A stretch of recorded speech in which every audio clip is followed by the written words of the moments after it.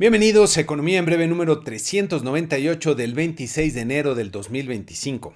Comienzo por recordarles que este próximo miércoles 29 de enero tendremos nuestro webinar trimestral en el que daremos un buen vistazo a lo que se ve venir en la economía en este año, que comienza muy intenso, así que vayan apartando la fecha y si son suscriptores de la modalidad generosa, manden su correo para apartar su lugar y si tienen otro tipo de suscripción, manden un correo para conocer los precios especiales que les tenemos y por ahí nos vemos.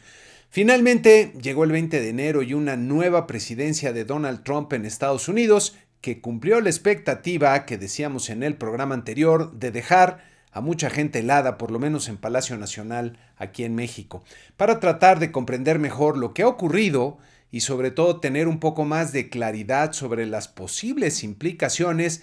Hay que separar el tema en 5 partes. Primero, lo que ha dicho Trump. Segundo, lo que ha hecho. Tercero, las condiciones de su retorno al poder. Cuarto, lo que realmente quiere, que es muy importante. Y quinto, la relación con México y el gobierno de Sheinbaum. Primero, ¿qué ha dicho Trump? Esta semana pronunció 2 discursos muy importantes, el de su investidura y el que hizo en el foro de Davos vía remota. De su discurso inaugural, lo primero que me llamó la atención es el tono de voz y la actitud, bastante calmado y sin aspavientos emocionales, muy diferente a lo que hizo en su primer periodo. El discurso lo caracterizaría como mesiánico, nacionalista, confrontacional, maximalista y expansionista también, algo parecido a lo que se esperaba y se temía. Entre lo más relevante que destacaría, Trump dijo que la edad de oro de América comienza ahora mismo, que fui salvado por Dios para hacer a América grande otra vez.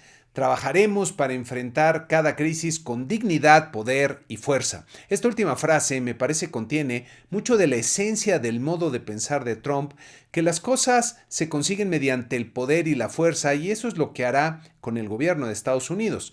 Luego, en una de las partes centrales de su discurso, que por cierto se refieren a México, Trump dijo que firmará una serie de órdenes ejecutivas históricas para declarar una emergencia nacional en la frontera sur para que toda entrada ilegal sea detenida de inmediato y comience el proceso de regresar a millones y millones de extranjeros criminales a los lugares de donde vinieron, restaurando su política de permanecer en México, terminando la práctica de atrapar y liberar y enviando tropas a la frontera sur para repeler la desastrosa invasión de nuestro país, así decía. Entre los temas de mayor impacto para México, dijo que designarán a los cárteles como organizaciones terroristas extranjeras. Con estos comentarios, seguro dejó frías a muchas personas del gobierno de México, comenzando por la presidenta Sheinbaum, que este era un tema que pensaban que no se iba a dar. También dijo que revertiría muchas de las políticas de Biden, advirtiendo que declararía una emergencia energética nacional para retirar las trabas a la extracción de petróleo y gas, que revocaría el mandato para vehículos eléctricos y que comenzaría un proceso de reforma al sistema comercial para imponer aranceles y gravámenes a países extranjeros.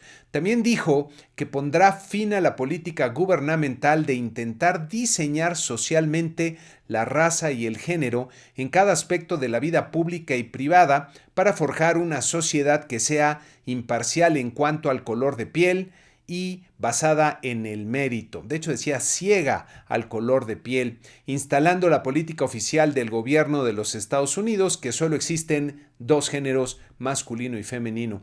Por ahí en su discurso dijo que el pueblo de Estados Unidos ha hablado, refiriéndose a su triunfo como presidente, dando a entender que los ha escuchado él y que hará lo que han pedido, y este tema hay que ponerle mucha atención.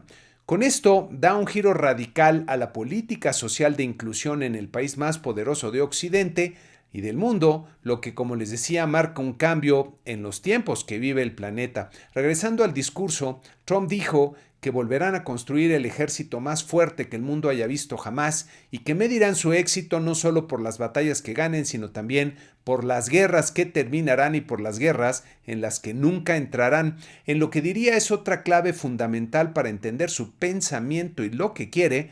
Trump dijo que su legado más orgulloso será el de un pacificador y unificador y reiteró que eso es lo que quiere ser, un pacificador y un unificador. Más adelante, Trump dio un discurso vía remota, como decía, en el Foro Económico Mundial de Davos en Suiza, en el que instó a las empresas globales a fabricar en Estados Unidos, advirtiendo que aquellos que no lo hagan enfrentarán aranceles. Prometió ofrecer impuestos entre los más bajos del mundo a las empresas que decidan invertir en Estados Unidos.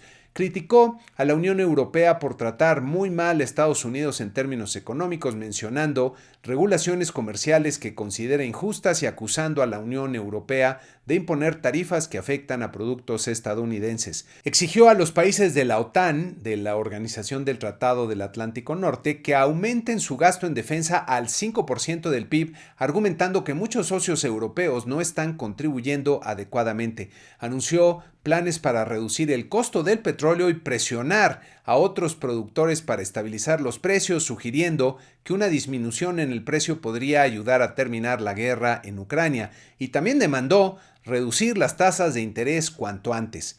Expresó su deseo de trabajar con China para detener el conflicto en Ucrania y mencionó su intención de reunirse pronto con el presidente ruso Vladimir Putin. Prometió llevar a cabo lo que describió como la mayor campaña de desregulación en la historia de Estados Unidos, buscando eliminar restricciones para fomentar el crecimiento económico. Con estos dos discursos podemos darnos una muy buena idea de lo que viene para el mundo con Trump al frente de los Estados Unidos. Ok, ahora pasando de lo que ha dicho a lo que ha hecho, pues Trump no perdió nada de tiempo y en su primer día firmó varias órdenes ejecutivas importantes para poner en marcha su gobierno, aun y cuando hay miembros de su gabinete que no han sido ratificados todavía por el Congreso. Las órdenes ejecutivas que firmó Trump fueron para poner sus palabras en acción, declarando, entre otras cosas, una emergencia nacional en la frontera con México, dando instrucciones para que en 2 semanas se decida a qué cárteles mexicanos se designará como organizaciones terroristas y para imponer aranceles del 25% a México y Canadá a partir del 1 de febrero. También firmó órdenes para retirar a Estados Unidos del Acuerdo Climático de París, para establecer una definición binaria del género y revocar las políticas de inclusión de la administración anterior, y congeló las nuevas contrataciones del gobierno federal, entre muchas otras cosas. Lo siguiente a comentar son las circunstancias de su retorno al poder. Esta segunda llegada de Trump a la presidencia es un punto de quiebre en la historia del mundo, diría un cambio profundo en los tiempos que conviene entender lo mejor y más rápidamente posible. Trump llega con mucho más poder que en su primer periodo y ya con la experiencia de cómo funciona Washington en lo general y la presidencia en particular. En su primer mandato tenía alrededor a muchas personas que tenían sus propias ideas y experiencia respecto a sus funciones, y se dice que en muchos casos contenían al presidente en sus decisiones más desafortunadas, incluso ocultándole alguna información o los temas complicados. Ahora Trump pues entiende cómo funciona el proceso y se ha rodeado de incondicionales de línea dura y parece dispuesto a hacer pues una limpia profunda en el gobierno para que no haya obstáculos a sus decisiones. Otra cosa que me llama la atención es la forma en que muchos expertos de diferentes tipos lo interpretan, argumentando que su actuación y decisiones tienen que obedecer a cierta lógica económica o financiero-política. Por ejemplo, muchos creen que la amenaza de aranceles a México no la cumplirá porque perjudicaría enormemente a la economía de Estados Unidos. Me parece que estas interpretaciones fallan al no entender bien qué es lo que realmente quiere Trump, que es algo que podemos encontrar en su personalidad y en su discurso.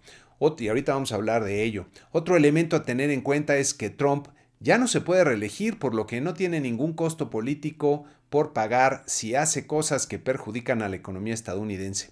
Algo interesante de las políticas de Trump es que pueden resultar muy irresponsables para la economía, destapando la inflación y la deuda pública y una serie de problemas fiscales sobre todo, pero por otro lado, podrían tener efectos muy positivos de corto plazo con la desregulación salvaje que está planteando y la intención de usar su poder político para reducir ciertos costos clave como el petróleo o las tasas de interés. Por lo pronto, en el mismo foro de Davos comenzaron a darse ya algunas reacciones, de las cuales destacaría la de la presidenta de la Comisión Europea, Ursula von der Leyen, que comentó que en los últimos 25 años Europa ha confiado en la marea creciente del comercio internacional para impulsar su crecimiento, ha confiado en la energía barata procedente de Rusia y ha dependido del exterior para su seguridad con demasiada frecuencia, refiriéndose desde luego a Estados Unidos, pero esos días, dice, se han ido. Con esto reconoce el cambio profundo que vive el mundo, no solo Europa, el mundo en general, con la llegada de Trump. Ahora bien, el punto clave para poder hablar de las posibles implicaciones que tendrá esta segunda llegada de Trump al poder es entender qué quiere realmente. Y para ello, les comparto mi interpretación. Trump es un personaje que domina un truco fundamental que le ha servido para todo a lo largo de su vida. Utilizar el poder y la amenaza para obtener lo que quiere en negociaciones que usualmente son de suma cero, es decir, lo que una parte gana es a costa de la pérdida de la otra parte. Trump tiene una visión grandiosa de sí mismo y, como decía en su discurso, quiere ser percibido como el gran hacedor de paz y unificador del mundo y, desde luego, como el mejor presidente que ha tenido Estados Unidos en su historia, poniendo en orden a todos en su interior y a todos en el resto del mundo. Desde luego, Trump detesta el multilateralismo porque eso le quita la posibilidad de usar mejor el poder que tiene Estados Unidos en un enfoque transaccional uno a uno con otros países. Como negociador sabe que para que sus dichos causen el caos que necesita para ganar en la negociación posterior, tiene que cumplir algunos de ellos, lo que lo hace impredecible para sus contrapartes. Pasando a lo que representa para México, hay que notar de entrada que es un reto enorme con grandes riesgos, pero que también tiene aparejada una gran oportunidad. Si el gobierno de Sheinbaum trata de enfrentarse a Trump de una forma poco inteligente, pueden venir momentos difíciles para el país con consecuencias muy negativas para la economía y para la población. Por ejemplo, veo muchas personas, incluso algunas muy preparadas e informadas, abordando la amenaza de aranceles desde un punto de vista, pues básicamente técnico, que bajo circunstancias normales podría ser lo más efectivo. Es muy claro desde el punto de vista técnico que si Estados Unidos pone aranceles de 25% a los productos mexicanos, esto afectaría fuertemente a la economía y consumidores estadounidenses y sería un desastre para ellos. Pero si leemos bien a Trump, no creo que eso lo detenga. Me parece que Trump ha encontrado en la amenaza de aranceles un garrote poderoso para conseguir sus objetivos, como puede ser en el tema de seguridad. Trump se ve a sí mismo como el presidente más grandioso de la historia de Estados Unidos e imagino que se ve llevando a la justicia estadounidense a los capos de la droga mexicanos o eliminándolos de un bombazo. Si la amenaza de aranceles no le funciona, pues no es difícil que encuentre otro garrote más efectivo. Por ejemplo, como decía hace poco el ex canciller Jorge Castañeda, y creo que tiene toda la razón, podría cerrar el abasto de gas natural a nuestro país por algunas semanas, lo que causaría serios estragos en la economía nacional. Tampoco me parece impensable que eventualmente quieran llevar incluso a juicio a López Obrador por sus nexos con los cárteles de la droga, ya que Marco Rubio, el actual secretario de Estado, lo acusó en su momento y se la tiene bien guardada. ¿Qué haría el gobierno de Sheinbaum bajo estas circunstancias? Si se envuelven en la bandera de la 4T y se radicalizan, pues puede haber consecuencias más severas y negativas para México en el camino. Por otro lado, independientemente de lo agraviados que podamos sentirnos como mexicanos por el discurso de Trump, deberíamos ver que hay intereses que están alineados entre los dos países.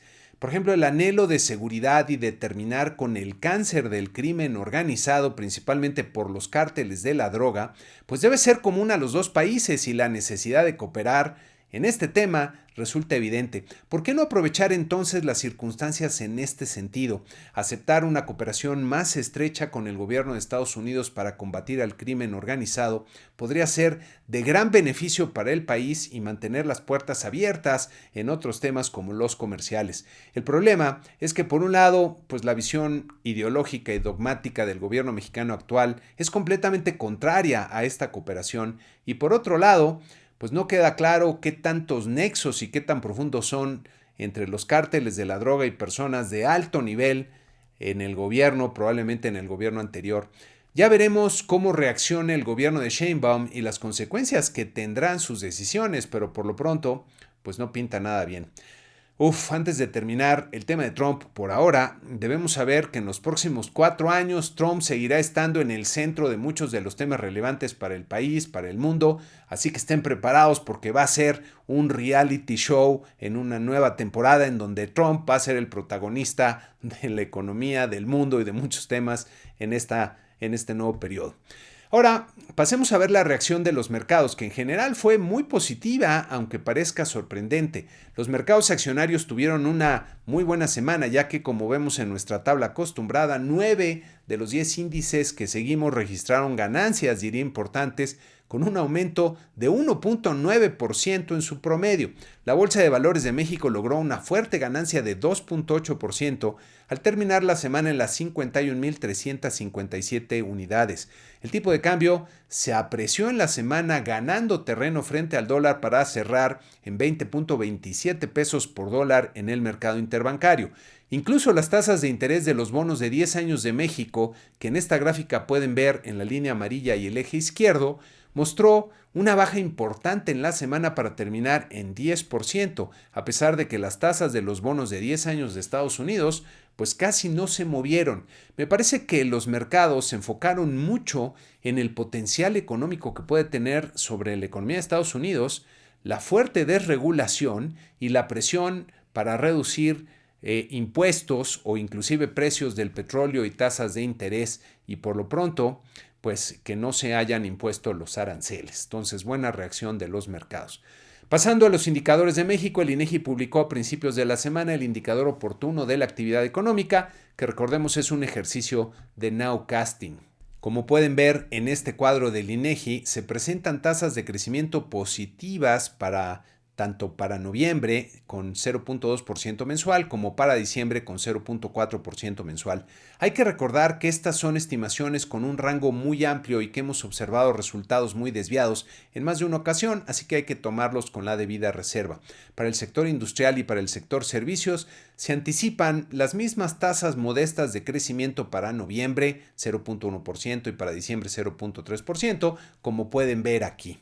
En esta siguiente gráfica pueden ver cómo quedaría la evolución del IGAE de validarse en los hechos las estimaciones del indicador oportuno, y como vemos, a pesar de los crecimientos, el IGAE seguiría básicamente lateral, es decir, estancado en los últimos 6 meses. Más adelante en la semana se publicaron los resultados del IGAE, en este caso del mes de noviembre, que es el indicador que nos permite evaluar el ritmo de la actividad económica mes a mes. El IGAE total registró un repunte de 0.4% mensual en noviembre, que resultó un poquito mejor al 0.2% que anticipaba el indicador oportuno que les acabo de comentar, pero que no es suficiente para romper la tendencia de estancamiento de la economía, como pueden ver aquí. El IGAE del sector industrial presentó un crecimiento apenas positivo de 0.1% en noviembre y, como ven aquí, sigue en una tendencia lateral de estancamiento de más de un año. Al interior de la industria, las manufacturas, que son el componente de mayor peso, repuntaron 0.7% y, como pueden ver en la gráfica, siguen básicamente estancadas por más de 2 años ya. En contraste, la construcción se cayó con fuerza, 1.8%, dibujando ya una tendencia de baja respecto del pico que alcanzara hace un año. Los servicios, que son los que se han mantenido más dinámicos y han provisto buena parte del impulso de la economía, registraron un crecimiento de 0.5% en noviembre, manteniéndose en una tendencia ascendente, como pueden ver aquí. Al interior de los servicios, el comercio al por menor creció a una tasa elevada de 0.6% en noviembre y presenta una tendencia ascendente leve pero bastante consistente, como ven aquí. Esta es una buena noticia porque es un sector muy relevante de los servicios. Por otro lado, los servicios de salud siguen creciendo a buen ritmo y repuntaron 0.6% en noviembre, y como les había comentado anteriormente, el impulso en este sector me parece que se explica por el vacío que está dejando el sector público ante los lamentables recortes en el gasto en salud.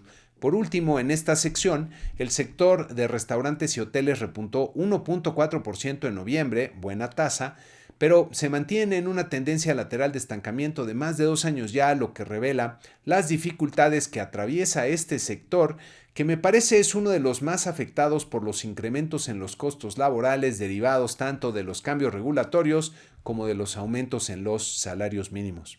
Por otra parte, la inflación de la primera quincena de enero resultó menor a lo esperado, como vemos en esta gráfica, 0.15% contra 0.27%, quedando también por debajo del promedio observado del 2006 al 2019 para una primera quincena de diciembre, lo que desde luego pues fue una muy buena noticia.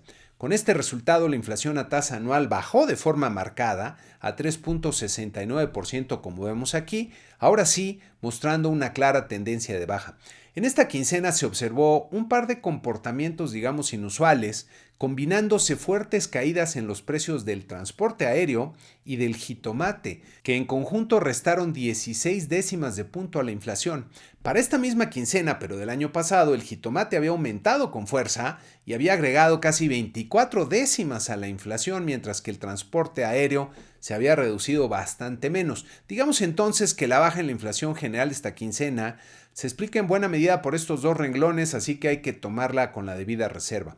La inflación subyacente, por su parte, que recordemos excluye a los componentes más volátiles de la canasta al consumidor, pues no se portó tan bien al registrar 0.28%, quedando un poco por arriba del 0.24% esperado por el mercado. A tasa anual, la inflación subyacente repuntó un poco para alcanzar 3.72%, lo que representa una interrupción de la clara tendencia descendente que llevaba, aunque esto pues puede ser solo un pequeño tropiezo.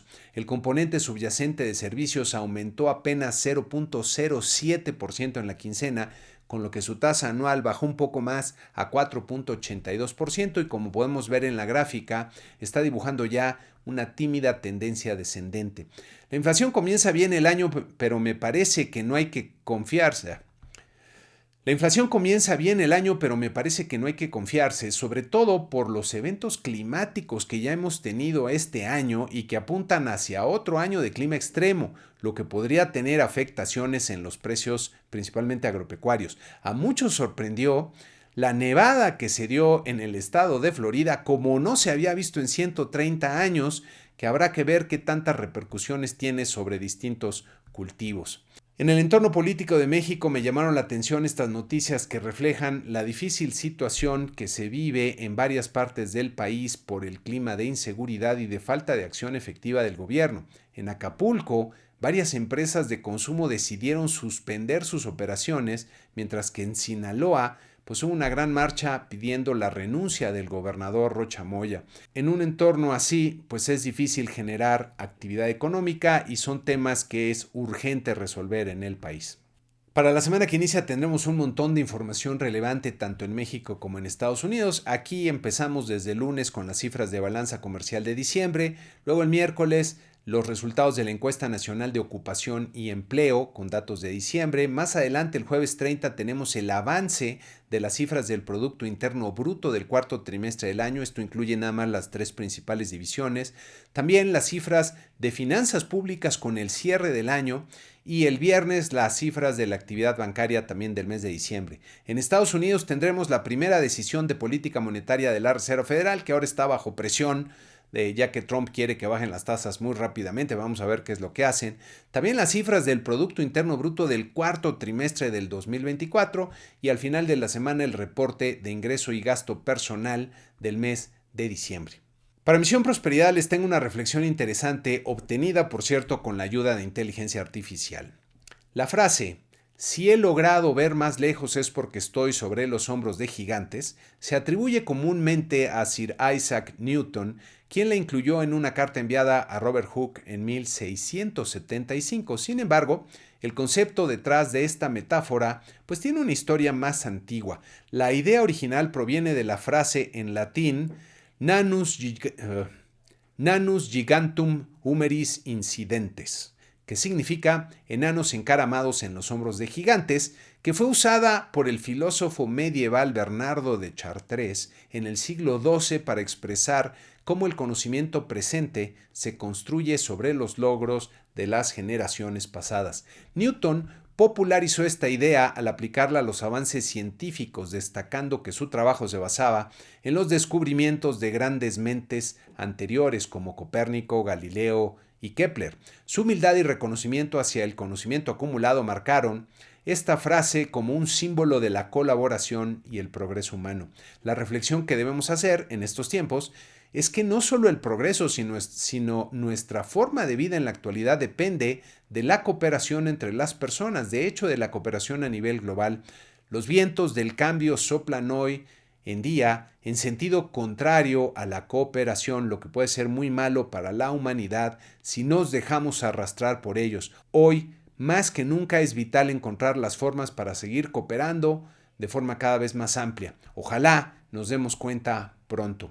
Y con esto terminamos este programa 398 de Economía en Breve. Nos vemos en el webinar. Muchas gracias y hasta la próxima.